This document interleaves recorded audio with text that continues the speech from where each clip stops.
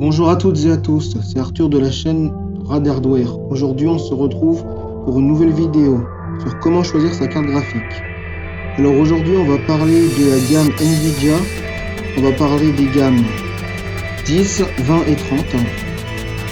Alors tout d'abord on va commencer dans le vif du sujet avec la gamme 10. Donc la gamme 10 est une gamme de carte graphique Nvidia, l'architecture Pascal. Alors, tout d'abord, on commence petit.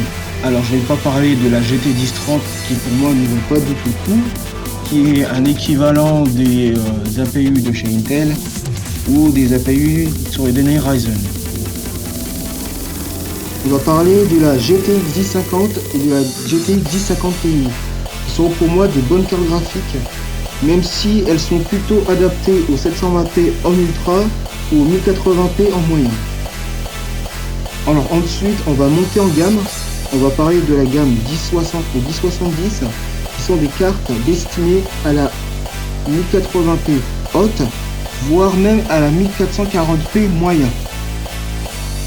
Ensuite on va augmenter au-dessus de la gamme d'au-dessus, donc on va parler des cartes graphiques 1080 et 1080 Ti.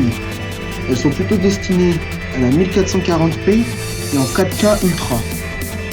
Ensuite, on va commencer à parler de la gamme 20, qui est une nouvelle architecture, qui est l'architecture Turing.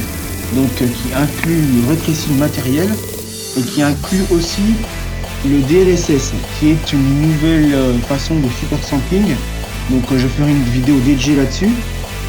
Alors on va commencer avec la RTX 2060, qui est une carte graphique destinée à la 4K en ultra, avec le ray tracing, mais le ray tracing va baisser légèrement les performances de la carte. Donc je ne vous conseille pas de mettre le ray tracing en jouant en 4K si vous jouez avec cette carte là. Ensuite les gammes 2060, 2060 Ti, 2080, 2070, 2080 Ti sont des cartes destinées à la 4K ultra. Donc avec ces cartes là je vous conseille d'activer le ray tracing, car ça, vous avez des FPS au-dessus de 40 FPS.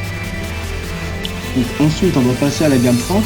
Donc toutes les cartes de la gamme 30 et la 1090 sont des cartes destinées aux joueurs de très haut gabarit. Donc c'est des cartes destinées à la 4K voire même à la 8K en ultra, avec le ray tracing toujours, le ray tracing matériel. Donc voilà, on est déjà fini pour la vidéo. Je vous invite à liker et à vous abonner.